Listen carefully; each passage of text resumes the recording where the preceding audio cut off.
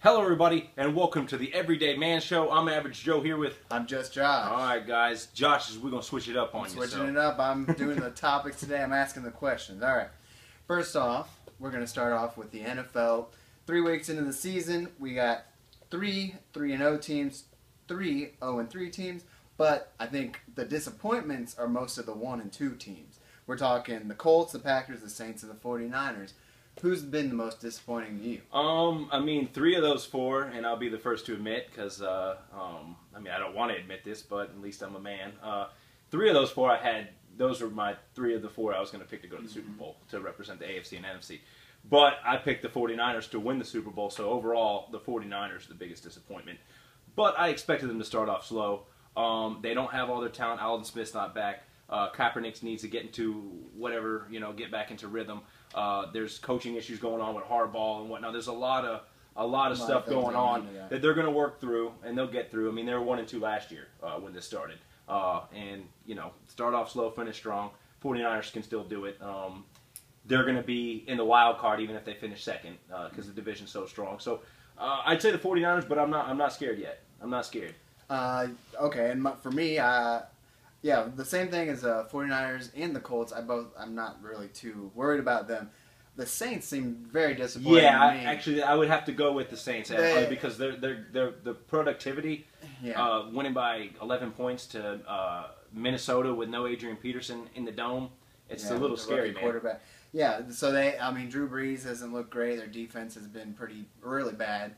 I don't know if their years are up. I don't know if they recover from this. The Falcons look better than them. Yeah. So I picked them to win the division, but I would reverse that pick today if I had the choice. Yeah, I mean, it looks like the Panthers are somehow going to pull it together without any receiving core. Shelton Benjamin comes in as a rookie, so it looks like they pegged that one right. And yeah, the Saints looks like they're moving to the back of the list. They look like the way the Falcons looked last year. And next week's going to determine that. If they lose next week, they're the Falcons of last year. So. Yeah, so disappointing to be sure. Jameis Winston in the news once again. No, Jameis Winston. What's his full name? Were you asleep all last week, maybe? Or the last, 6 months? 6 months, okay. So I think the question with him is the way people perceive him. As some people think he has maturity issues, that he's a bad guy. Or is it just that society has problems and they're wrong? Right now, everyone's going nuts about everything touchy. That's why they're bringing up this Hope Solo crap. They're digging up anything from as bottom of the barrel as they can to talk about domestic violence and issues and stuff, and it's just a bunch of crap. Jameis Winston. Let me tell you a story. This is when I was 12 years old, I played at North Brandon. Okay, I got kicked out of a game for saying that's the biggest pile of monkey crap. Okay, I got kicked out of a game for that. I looked at the referee when I said it, but I was completely joking.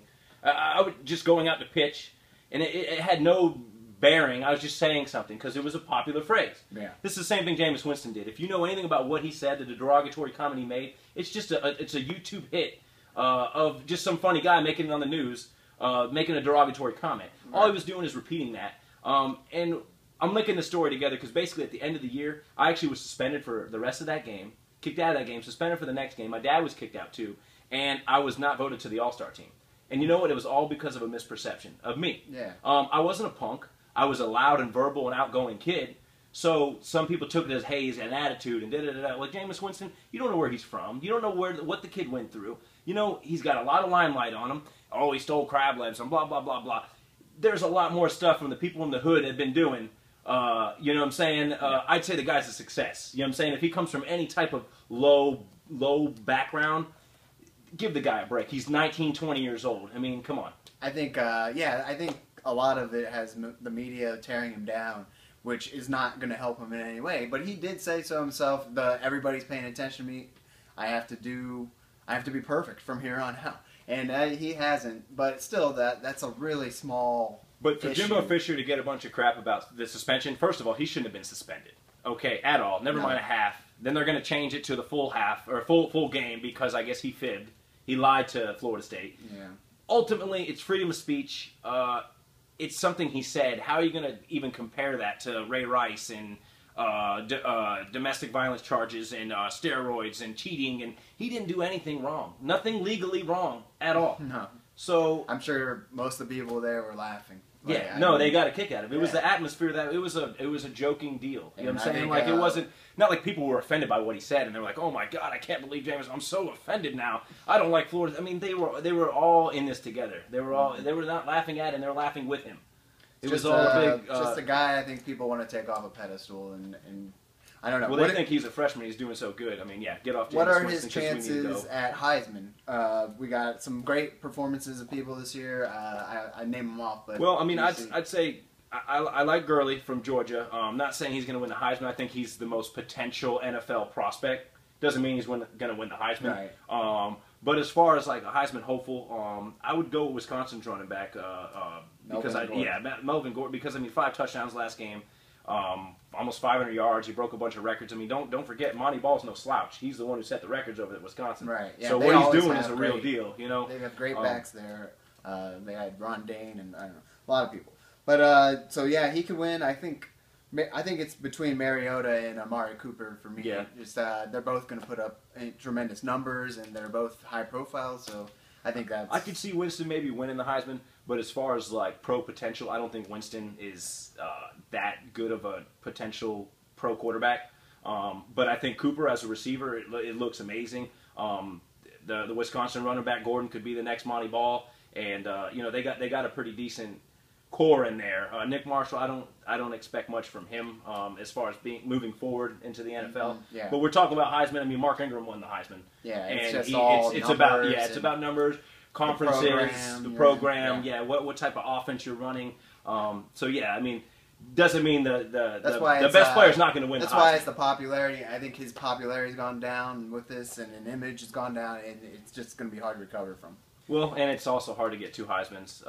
One person's ever done it. One person ever. So they're going to try everything they can. They're not going to want to give it to a punk. They're not going to want to set history with a punk. So, yeah, let's go. Then we'll move on. So this past weekend, Ryan Tannehill starts the game. He ends up getting benched, right, for Matt Moore. This is a guy, I think it's his 3rd season. Is it too early to pull him? What's going on with Ryan Tannehill? I mean, if you ask me, they would be pulling the plug way too early. I mean, it's not like their backup is any better. I mean, I think if you got another young talent or somebody back there, or a wily veteran or something that can easily surpass. I mean, a couple years ago it was Chad Henne, you know, would come over and take over for Ryan Tannehill.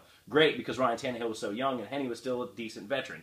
But now they don't. Matt Moore is not Chad Henne. Matt Moore is, I mean, not like Chad Henne's a god or good at all, really. But Matt Moore is nobody. You know what I'm saying? Like, so he's had his shots why? too. Yeah, I mean, they beat New England week 1. Mm-hmm. That was Ryan Tannehill's doing. No, Sean Marino's been out since, you know, starting the 2nd game and 3rd game. That's a big part of their offense. So it's not all on Ryan Tannehill. I think from the start in Miami, he was drafted by a coach, his former college coach, and he was his guy. That guy, their coach, is not there anymore, so it's not their guy. I think they want any reason to get rid of him. And that's a really big deal with coaches. Coaches like to have the guys that they implemented. They Look put at Lovie in place. Smith with McCown. Yeah. I mean, he should not be the... Yeah, but no, it is. They want to make it. They want to make it work because it's like, look, I picked him. I'm going to make it work. But talking about draft, this is something I should have mentioned. Ryan Tannehill should have never been drafted as high as he was. Right. They were reaching. I mean, you got Ponder, RG, all these guys that luck. That was just a draft that they were just reaching. You know what I'm saying? Like, they really needed a quarterback. They were going to take the best available quarterback, even though they could have got him in the next round. And that puts the pressure on him. You know what I'm saying? Like, that automatically puts the heat for Tannehill to perform and to be a prize quarterback because of how high he was in the draft. Mm-hmm. I mean, you say he goes 2nd, 3rd round. The expectations aren't that high. You're not thinking about, we got to move him out, we're moving forward, blah, blah, blah, blah. You think, hey, you got a decent diamond in the rough. You know what I'm saying? Like, hey, we got decent productivity out of somebody this late in the draft. So, Then the last topic, we'll do this one real quick. Texas head coach Charlie Strong, former Louisville head coach, former defensive coordinator with the Florida Gators. Strong.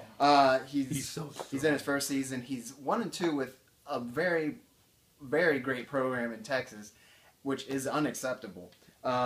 He kicks off his 9th player this season, and he's also got a quarterback who had to quit because of injury. Is he going to last there? Is he doing a good job? Like, what's your perception of him? Well, I mean, like you said, 9 players leaving. There's got to be something going on. Either he's too firm, or he just doesn't have control. It's either one or the other. It's an extreme. Either he's too hands-on, which I don't believe that's the case, because I believe if that's the case, they'd have a better record. Right. I don't really think, because I mean, hands-on coaching is not a bad thing. You know what I'm saying? Like, but I do believe that there's just maybe there's too much leniency. I don't know. Maybe there's not a template of what is expected. And maybe there's not good leadership. I mean, this is his first year. You don't know what the Wiley veterans are doing, the seniors, the juniors of the team. Because when a transition like that happens, you know, jobs, anything, it's easy to bring bitterness into it. You know, it's easy to be, well, coach, this is not how we did it last year, and blah, blah, blah. And you don't really buy into the program. So Charlie Strong might be weaving out the people who aren't buying into the program. And that's a big deal. I think that's probably what he's doing. I don't know if it, I mean, do you ever hear of anybody kicking that many? No, I haven't. Off of any team. I mean, these are probably 4 or 5 star recruits too. This is Texas. They don't get the bottom of the barrel. And like you said, they're not gonna. This has got to be something that the ship's got to turn around quick, because I mean, Texas is that. Alabama's got SEC.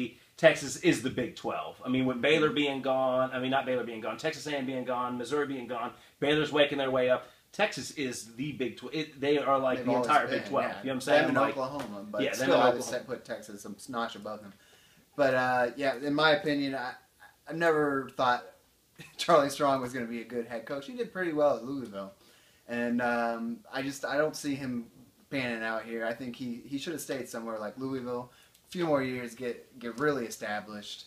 And yeah, he might not have been ready to take on a big program like this. Louisville's small conference, small play. He's able to control. Strong arm and control this, but it may not be controllable by him quite yet. He might not be ready for that. But that's our show, folks. That's it. He looks strong though, don't he? He's got a strong jaw. All right. Strong jaw.